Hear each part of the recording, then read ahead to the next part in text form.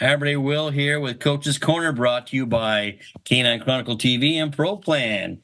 So sit back and listen to George, because he's going to make you listen to him for the next 15, 20 minutes. Coach's Corner with Will Alexander and George Alston. Brought to you by Pro Plan and Canine Chronicle.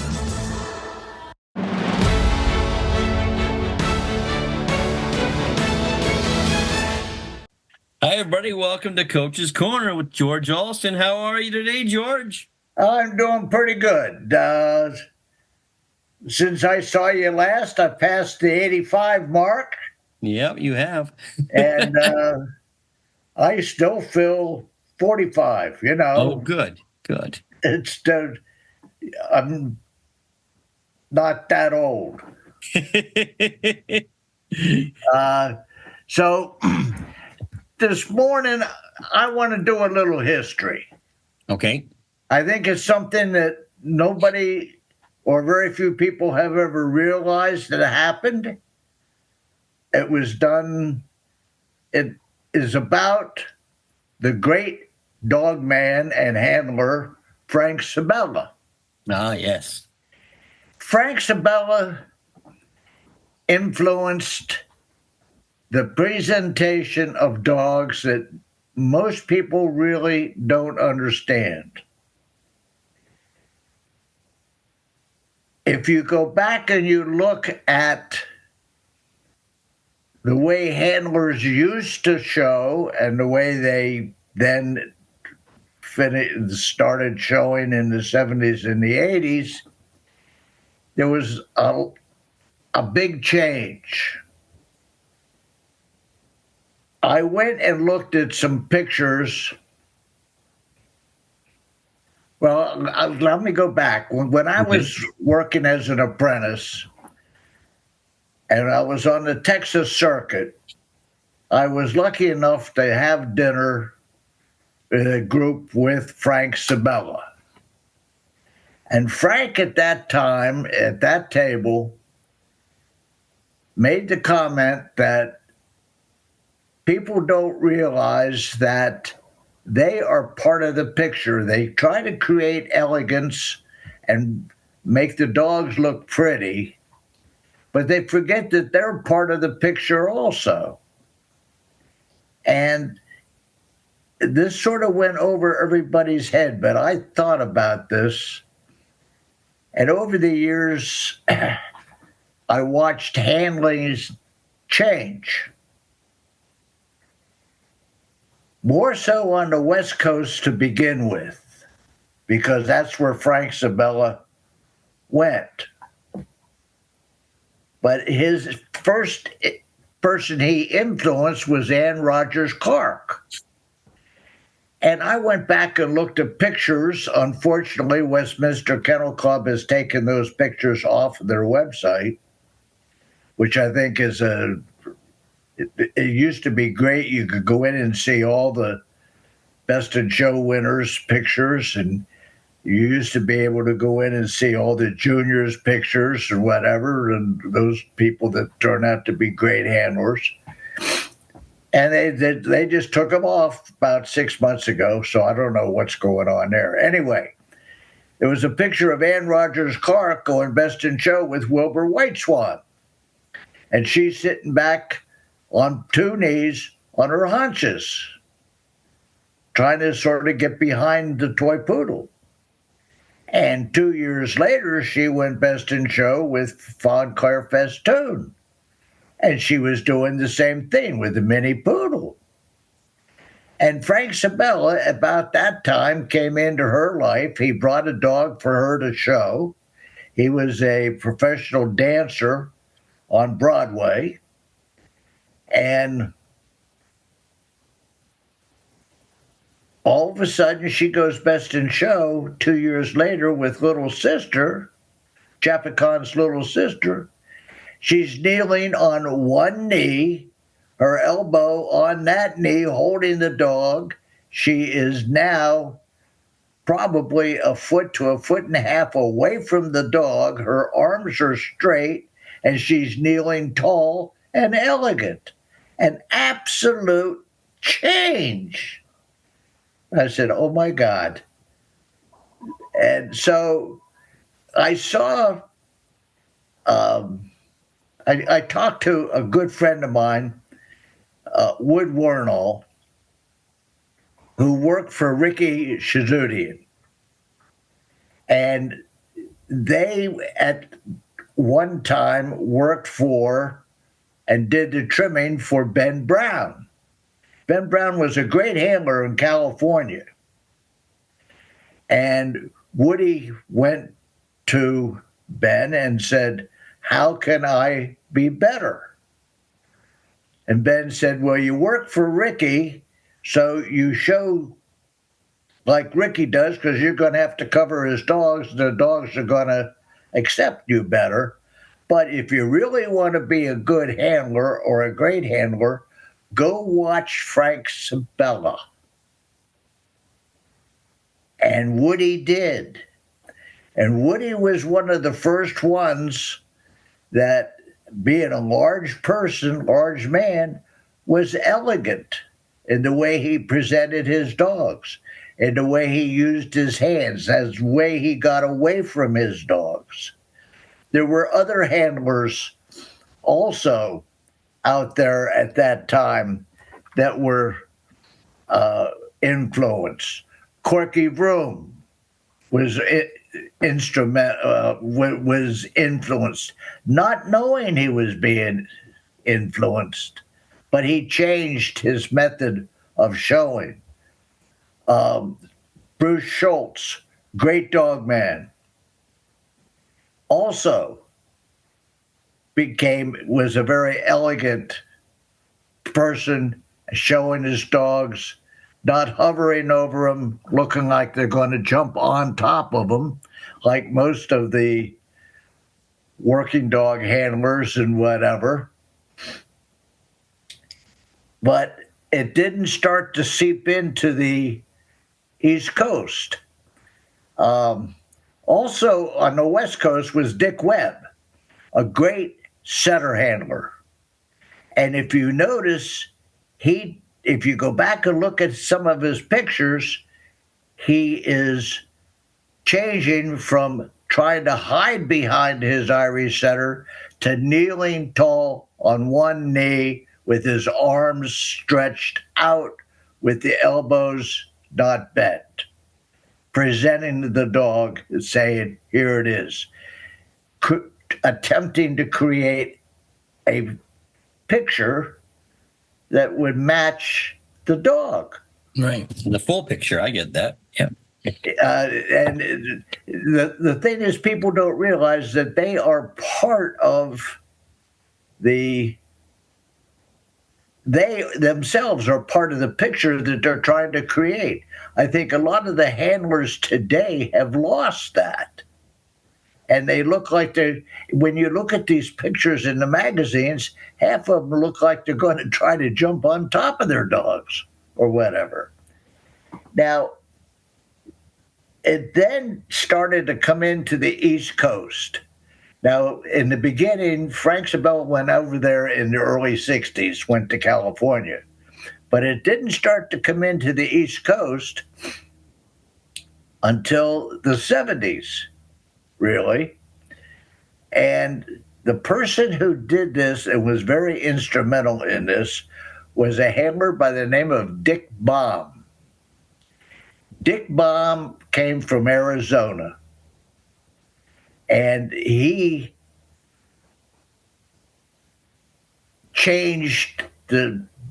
he specialized in boxers and Dobermans, and he mainly boxers. And he changed the style of showing a boxer, just absolutely unbelievable. If you go back and look at some of the great boxers and the ones that were shown like Bangaway, I'm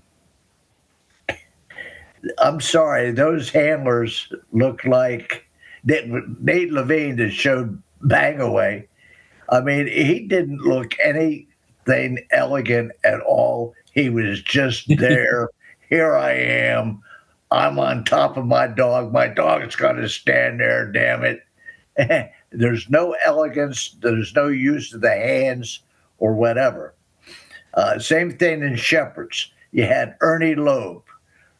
I don't know whether you ever watched Ernie Loeb's show, A German No, Shepherd. only as a judge. I only remember as a But judge. there was no elegance in there whatsoever. It was same thing with the working dogs. So where Dick Baum changed the way working dogs were presented. And you would see like a great handler, Vic Capone.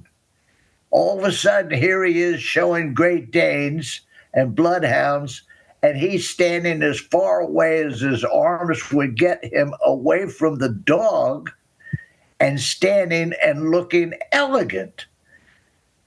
And all this comes from Frank Sabella.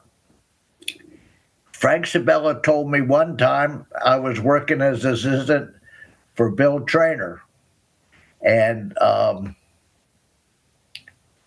he came east, and I ended up going best in show with an English setter, and Frank happened to be in the ring.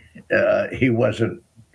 He was very nice and congratulated me and everything. And he said, "Young man," he says, "spend some money and have your sleeves shortened on your jacket. They're covering your hands, and your hands are what shows off your dog. It makes if you shorten your jacket so that your wrist shows some, then your hands will be more expressive in presenting your dog instead of the jacket covering half of your hand, which is terrible." No, I get that, because when you present a dog, it's like you taught me, if you're staring at something, everybody stares at it. Or people will stop and stare at it. If you stare at something good in your dog and you're holding your dog's head in your hand, your eyes go to the hand, go to the head. Yeah, well, the way he put it to me, he says, think of a salesperson in a jewelry shop showing you a piece of jewelry or china or something like that he's trying to sell, and he's using it, holding it in his hands. You don't want to see his coat covering his hands. He said it is the same thing. So what happens is there are certain handlers that think out of the box. The fact that Ben Brown was a great handler on the West Coast, and he would watch trends in handling. And that's the reason why he told Woody Wardall, a great handler. I understand he's judging now, so I think that's a great thing. In fact, he moved about 20 miles from me here on the Eastern Shore. He knows where God's country is. And but another great one that was affected on the East Coast was Johnny Brennan. And Johnny Brennan copied Frank Sabella to the T as far as presentation. One of the great poodle handlers, Wendell Salmon, said that, told me when I was doing some history on an article for Amy Fernandez, that Johnny Brennan was a great one. And he always showed kneeling tall on one knee and looked elegant. Your old boss, Bobby Stebbins, was one of the handlers that thought out of the box. And he adopted that style. But people don't realize how much Bobby changed the presentation of some breeds. It was because of Bobby Stebbins that golden retrievers are shown exactly the same way as they are today. In the old days, back in the old days, I'm thinking, yes, I am that old. Um, But you don't feel that old. I don't feel that old. No, I'm just a young whippersnapper, you know.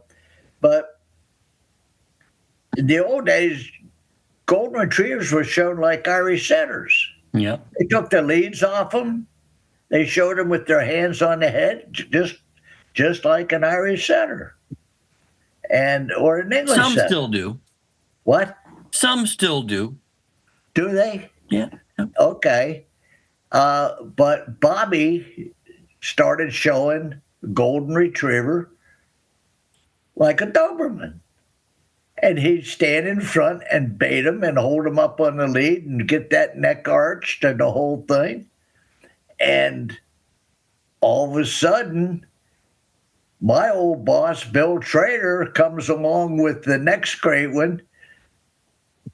That after Jake, it was forget the dog's name, Gold Rush Charlie. Charlie, Yeah. but he showed him like that. When I worked for Bill Trader, we showed him like an Irish setter. So the bill changed. So this is how things can change. Bobby also, I think, was influenced a little bit by Frank Sabella because Doberman handlers used to stand real close to their dogs. Bobby Stebbins, when he showed a Doberman, he stood far away from the dog as his arms would allow him. Yeah. Well, I think it was all conducive to Frank Sabella. And what brought it to the East Coast was Dick Baum arriving on the East Coast, beating people in the ring, and people look and say, hey, how can I be better? And they learned the art of presentation. Unfortunately, that art of presentation has been lost. We're not seeing the elegance in the handling. oh, there are still those. There are still some. To a certain point, yes. I'm not going to go down and mention anybody's names that is currently showing dogs because I don't feel that that is correct thing to do. I talk about people that have stopped showing dogs.